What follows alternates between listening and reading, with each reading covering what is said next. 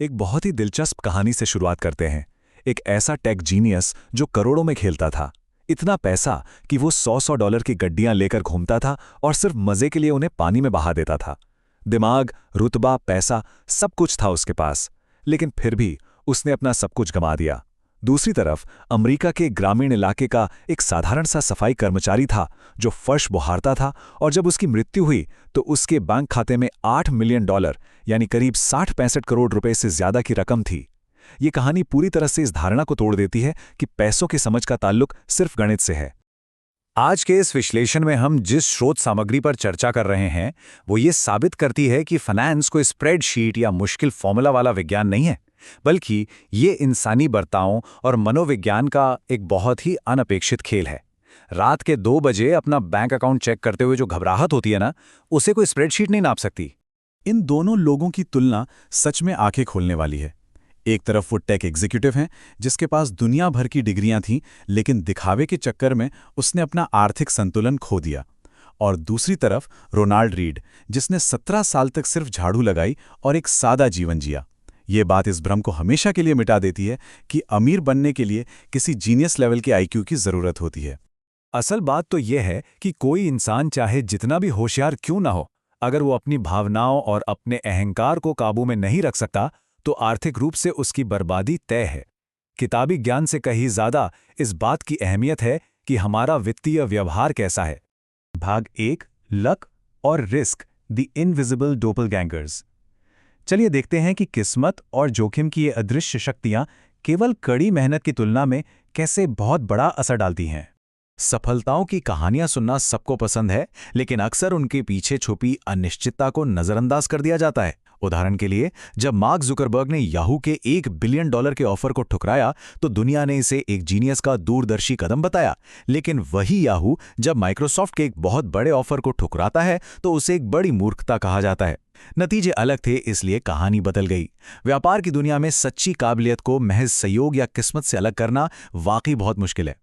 खुद Bill Gates का कहना है कि सफलता एक बहुत ही खराब शिक्षक है, क्योंकि ये होशियार लोगों को इस धोखे में डाल देती है कि वे कभी हार नहीं सकते। गेट्स खुद 1968 में दुनिया के उन गिने चुने स्कूलों में से एक में थे जहां कंप्यूटर था। ये उनकी किस्मत थी। लेकिन उनके एक बेहद होशियार दोस्त की ग्रेजुएशन से पहले ही एक हादसे में मौत हो गई। ये जोखिम था। इसलिए सफलता को देखते समय हमेशा विनम्रता बनाए रखनी चाहिए, क्योंकि रिस्क कभी भी बाजी पलट सकता है। भाग 2, getting wealthy versus staying wealthy, यानी पैसा कमाना और उसे बनाए रखना। ये दोनों बिल्कुल अलग चीजें हैं और इनके लिए अलग माइंडसेट चाहिए। इतिहास के पन्नों से 1929 के स्टॉक मार्केट क्रैश का उदाहरण लेते हैं। जेसी लिवरमोर ने बाजार गिरने पर दांव लगाया और रातों रात दुनिया के सबसे अमीर लोगों में शुमार हो गया।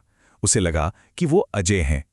वहीं इब्राहिम जर्मन्स्की नाम का एक बहुत सफल रियल एस्टेट डेवलपर उसी क्रैश में अपना सब कुछ गंवाकर हमेशा के लिए गायब हो गया। लेकिन कहानी यहां खत्म नहीं होती। महज 4 साल बाद भारी अहंकार में डूबे जेसी लिवरमोर ने भी अपना सारा पैसा शेयर बाजार में डुबा दिया और वो भी बर्बाद हो गया। कोई एक बार किस्मत के बल पर अमीर तो बन सकता है, लेकिन अमीर बने रहना एक बिल्कुल अलग खेल है। इस चौंकाने वाले आंकड़े पर जरा गौर करते हैं। पब्लिकली ट्रेड करने वाली 40% सफल कंपनियां समय के साथ अपनी लगभग पूरी वैल्यू खो देती हैं। सफलता के शिखर पर पहुंच जाना एक बात है, लेकिन वहां टिके रहना बहुत बड़ी चुनौती है। इसलिए अगर वित्तीय सफलता को सिर्फ एक शब्द में समेटना हो तो वो शब्द है सर्वाइवल, यानी बचे रहना। पैसा कमाने के लिए रिस्क लेना पड़ता है, लेकिन उसे बनाए रखने के लिए ये डर जरूरी है कि जो कमाया है वो छिन भी सकता है। सबसे बड़ी चुनौती ये सीखना है कि कब और अधिक की चाहत को रोकना है। भाग 3, wealth is what you don't see. चलिए अब इस बात पर चर्चा करते हैं कि मॉडर्न लग्जरी की असलियत क्या है और कैसे बाहरी दिखावा अक्सर अंदर की कड़वी सच्चाई को छुपाता है।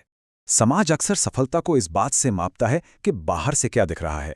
एक महंगी पॉश कार, आलीशान घर, हीरों की घड़ियां, ये सब वो खर्च हैं जो साफ दिखाई देते हैं। लेकिन सच्चाई तो ये है कि लोगों को ये दिखाने के लिए पैसा खर्च करना कि मेरे पास बहुत पैसा है, दरअसल पैसा कम करने का सबसे तेज तरीका है। असली दौलत तो अदृश्य होती है। वो कार जो खरीदी नहीं गई, वो फर्स्ट क्लास टिकट जिसे नहीं लिया गया, और वो निवेश जिसे छुआ तक नहीं गया, वही असली दौलत है। रिच या अमीर होने और वेल्थ यानी दौलतमंद होने के बीच का यह फ़र्क समझना बहुत ज़रूरी है। रिच होने का मतलब है कि वर्तमान में इतनी आमदनी है कि इंसान दिखावे वाली चीज़ें खरीद सके, भले ही उसके लिए कर्ज लेना पड़े। लेकिन वेल्थ वो पैसा है जिसे खर्च नहीं किया गया है। ये वो छुपी हुई संपत्ति है जो भविष्य में हमें विकल्प और आज़ादी देती है। इस बारीक अंतर को न समझ पाना अनगिनत लोगों के भविष्य को तबाह कर देता है। Man in the car paradox आज के दिखावे वाले समाज की सच्चाई को बहुत ही शानदार तरीके से सामने रखता है। होता क्या है कि समाज से इज्जत पाने के लिए एक इंसान बहुत महंगी लग्जरी कार खरीदता है, लेकिन जब वो सड़क से गुजरता है तो कोई भी उस कार चलाने वाले को नहीं देखता। आसपास के लोग बस उस कार को देखकर ये कल्पना कर रहे होते हैं कि अगर वे खुद उस कार में होते तो कितने शानदार लगते। हकीकत यही है कि महंगी गाड़ियां कभी असली सम्मान नहीं खरीद सकती। असली सम्मान तो विनम्रता से मिलता है। एक मशहूर गायिका जब अपने बेतहाशा खर्चों की वजह से दिवालिया होने के कगार पर पहुंच गईं, तो उन्हें यह बेबाक सलाह दी गई थी, अगर आप चीजों पर पैसा खर्च करेंगे तो अंत में आपके पास सिर्फ चीजें बचेंगी, पैसा नहीं। ये एक बहुत ही सीधी सी बात याद दिलाती है कि दौलत की असली परिभाषा ही वो पैसा है जिसे जानबूझकर खर्च नहीं किया गया है। भाग 4 the highest form of wealth. अब इस विश्लेषण के सबसे अहम और मनोवैज्ञानिक हिस्से पर आते हैं। आखिर ये सब पैसे बचाने का खेल किस लिए है? जब जीवन के अंतिम पड़ाव पर पहुंच चुके बुजुर्गों से बात की जाती है तो जो बात सामने आती है वो बहुत गहरी है। कोई भी ये नहीं कहता कि सफलता का मतलब और ज्यादा मेहनत करके महंगी चीजें खरीदना था। उनके लिए जो सच में मायने रखता है वो है गहरी दोस्ती, किसी बड़े मकसद से जुड़ना, बच्चों के साथ सुकून से समय बिताना और मन की शांति हासिल करना। तो इस पूरी चर्चा का सार ये है कि सबसे बड़ी विलासिता या सबसे महंगी चीज जो पैसे से खरीदी जा सकती है वो कोई प्राइवेट जेट या सोने की घड़ी नहीं है, वो है अपने समय पर पूरा नियंत्रण होना। हर सुबह उठकर सिर्फ ये कह पाने की आज़ादी कि आज मैं अपनी मर्जी से वो कर सकता हूं जो मैं चाहता हूं, यही सबसे बड़ी दौलत है। इस विश्लेषण को खत्म करते हुए इस एक सवाल पर विचार करना जरूरी है, क्या आज का लक्ष्य अजनबियों के सामने सिर्फ अमीर दिखना है, या फिर चुपचाप वो अदृश्य दौलत बनाना है जो कल सच्ची आज़ादी दे सके? पैसों का ये अदृश्य खेल सिर्फ तालियों के लिए खेला जा रहा है या अपनी शर्तों पर जिंदगी जीने के लिए?